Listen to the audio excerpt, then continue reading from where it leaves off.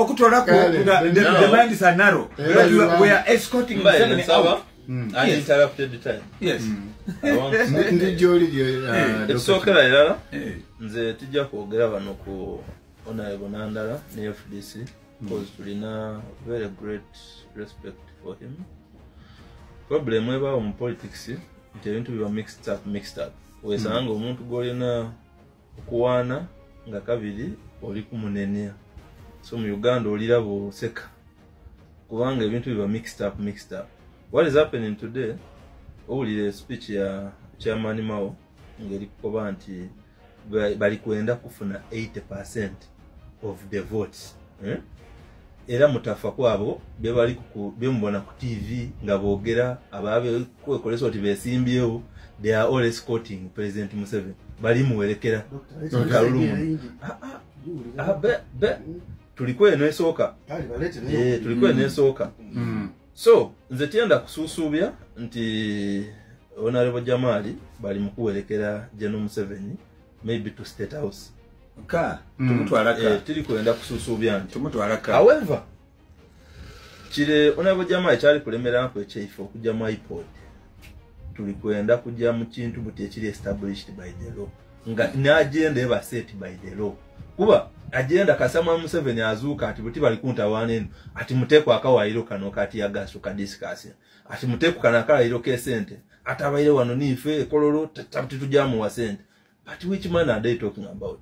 Dino ni sente ro uliano omuntu wa opposition yena gwe tuli kulwanisa naye Mwami Museveni nga aliko bati sente da Mwami Museveni. Okay. As if yatunda ante, as if yatunda maybe rent wa numbade, but these are taxes. Dino no musolo era no gulina okolesebwa even to develop parties. Wetubanga omusolo gwo tukukolesebwa okukulankulanya departments edenda buli mu Uganda. Lwatu kukolesebwa okukulankulanya parties. Tuna 26 parties mu Uganda. Yadona did supposed okwenichinga democracy wife. So ekyo nkimaze. Ekintu ekindi kyendi kwenda okwogerako nti Mao byayogerera RDC ntanga bikonieko ati mbu campaign did peaceful. Campaign did peaceful. Yesterday twabaire attacked na ambush era twasoboire kuba kulale yasembye yembalala. Abana baife bagema bona nga bali kukoba nti mbubayi ba radio call ya police code jammers da police da internet code bichi ate police nga yegananga ndite jamming internet yaife.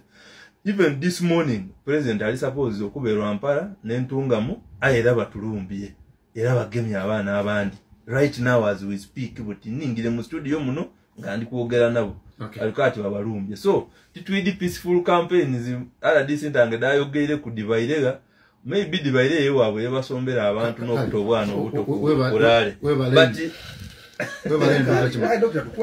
RDC mwami ntange ndikuda joy owulire amadobozi gamao effective communication joy obulungi erina ki elements lino amanga muri muchebeta clarity muri muchebeta accuracy muri muchebeta conciseness muri muchebeta appropriate medium wawoli kolera yali ku DP headquarters not an iPod meeting. Ekibuzo kiri, is there anything which was not clear with Mao byaye kwogera mu evaluating a communication here? Aye ngaka ikujoko tidiku twalizenga mu kibuzo buli kyobuza tunatana me wagaging na bakuba amasimu buli muntu wona amubuze kiki ojja kuva no buzimu kukebera kwamba na doctor ava kulimba wano ati campaign to peaceful mpera bana tituli kwa tuti mirembe government tulina time yo discussing a campaign be atuja kwera bila nichirina incident yesterday can be explained by security.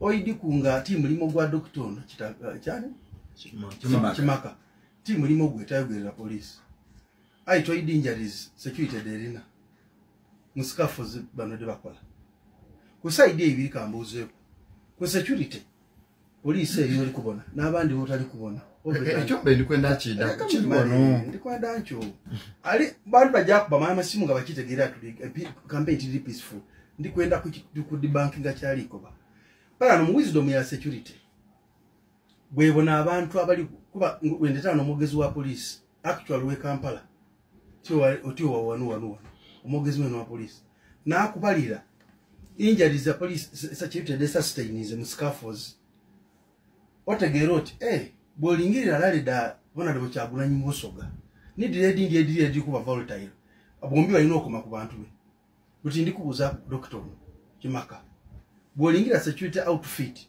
ya Uganda n'abawagizi abayido obwidendero ni bani abali organized side china organized people nti police erina latitude nti eje soke enwe ku mwenge eje enwe ndai emara idenge gemi firearms ndikwenda okulaga outside the studio nja kulaga video weno sasira ba police ba Uganda ngabana bali kubagwa mbugwe bali bakubamba balenga bali nemundu bano bali nado by exercising a restraint.